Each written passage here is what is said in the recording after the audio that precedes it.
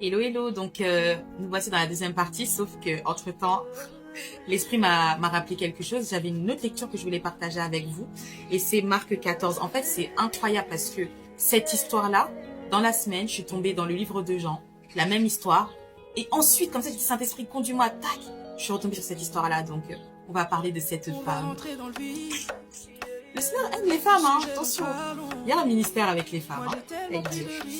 Alors, c'est Marc 14. Donc, enfin, on est dans le Nouveau Testament. Voilà, c'est même pas pour rien. Marc 14. Du parfum versé sur Jésus à Béthanie. Les personnes qui ont déjà lu cette histoire, déjà se disent, ah, je sais de quoi on va parler. Alors, la fête de la Pâque et des pains sans levain devait avoir lieu 2 jours après. Les chefs des prêtres et les spécialistes de la loi cherchaient les moyens d'arrêter Jésus par ruse et de le faire mourir. Ce qu'on a fait à Jésus, oui, c'est ce qu'on nous fait aussi. On cherche des moyens de nous faire mourir, nous, les enfants de Dieu. Il se disait en effet que ce ne soit pas pendant la fête, afin qu'il n'y ait pas d'agitation parmi le peuple. Comme Jésus était à Béthanie, dans la maison de Simon le lépreux, une femme entra pendant qu'il se trouvait à table. Elle tenait un vase qui contenait un parfum de nard pur très cher. Elle brisa le vase et versa le parfum sur la tête de Jésus. Alors, dans le livre de Marc, on parle de la tête. Dans le livre de Jean, on parle des pieds. Mais en tout cas, c'est cet acte-là incroyable qu'elle a fait, dont on parle encore aujourd'hui. Quelques-uns exprimèrent leur indignation entre eux. À quoi bon gaspiller ce parfum? On aurait pu le vendre plus de 300 pièces d'argent et les donner aux pauvres. Et ils s'irritaient contre cette femme. Ah bah oui, c'est normal, hein. Ça, c'est un geste d'adoration pour Dieu. Voilà pourquoi il y a des fois, franchement, arrêtons d'essayer de nous justifier. Si tu as à cœur de faire quelque chose pour Dieu, fais-le. Parce que parfois, on veut en parler à quelqu'un, on attend que cette personne puisse valider, hein. Et si elle valide pas, qu'est-ce que tu vas faire? Tu vas même pas le faire parce que il va avoir une mauvaise graine qui va entrer, qui va commencer à polluer cette chose-là que tu voulais faire pour Dieu, cet acte d'adoration, et tu ne le feras pas. Donc, heureusement, elle est entrée, bam, elle a fait son acte d'adoration.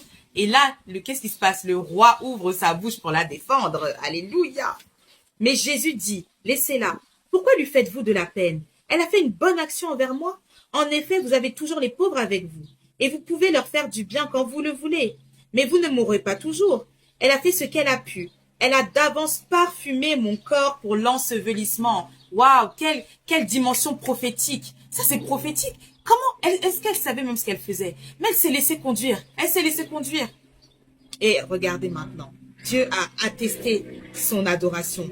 Je vous le dis en vérité, partout cette bonne nouvelle sera proclamée dans le monde entier.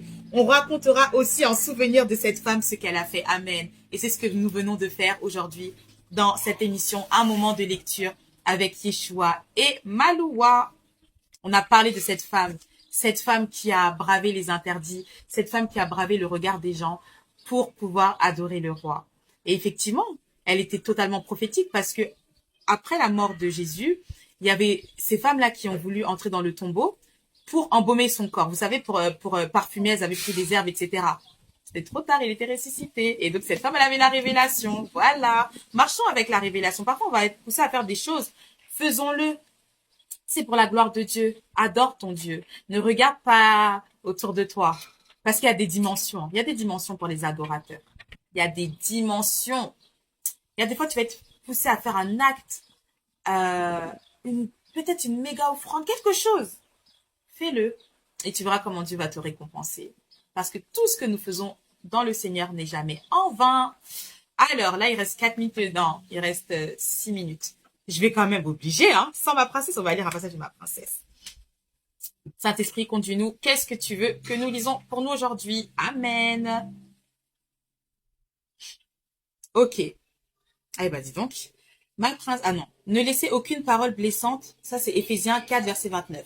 Ne laissez aucune parole blessante franchir vos lèvres, mais seulement des paroles empreintes de bonté. Que Dieu nous aide. Qu'elles répondent à un besoin et aident les autres à grandir dans la foi. Ainsi, elles feront du bien à ceux qui vous entendent. Amen. C'est vrai que le Seigneur ne veut pas que nous parlions en vain. Vous savez, parfois, on pense qu'on dit des blagues et tout, mais ça déçoit vraiment le Seigneur, hein. C'est vraiment des paroles vaines. Et c'est pour ça que c'est important aussi de demander pardon à Dieu. Et là, ma princesse, surveille ta langue. C'est pour nous tous. Souviens-toi, mon amour, ta langue a un pouvoir de vie et de mort, c'est vrai. Chaque jour, tu feras face à l'occasion de parler au sujet des autres. Je te demande de me laisser prendre le contrôle de tes conversations. Quand tu es tenté de te laisser aller au commérage, prie. Amen. Je suis le seul qui peut dompter ta langue. Je sais combien il est difficile de penser avant de parler, mais je vais t'aider. Je veux que tu prennes soin de choisir qui tu écoutes et dans quelle conversation tu t'engages. Fréquenter les mauvaises personnes et s'engager dans des conversations inutiles ou des oui-dire nuisibles peuvent te coûter tes amitiés et ta réputation. Je veux entendre tout ce qui te préoccupe au sujet des autres. Alors parle-moi en premier, et je te donnerai des paroles de sagesse sur la façon d'édifier les autres et me glorifier. Je t'aime, ton roi qui purifie ta langue. Amen. Moi, franchement, même pour moi, c'est une mise en garde, parce qu'il y a des fois, on se retrouve dans des conversations, et en plus, après, on doit se repentir. Donc, voilà, aussi, oui, la repentance, c'est bien, mais on est fatigué aussi de se repentir toujours pour tout, donc s'il y a des choses qu'on peut éviter, faisons-le. Alors, c'était pas ça. Là, maintenant, ça va être vraiment la partie concernant 365 jours pour découvrir la Bible. Donc, on va voir où est-ce qu'on en était. J'ai même pas mis de marque-page. Je peux pas mettre pause. Si j'appuie sur ma télécommande, ça va mettre stop. On va mettre stop, je reprends. Comme ça va se faire tranquillement et on va pas se précipiter. En plus, pour une fois, il n'y a pas trop d'enfants et tout.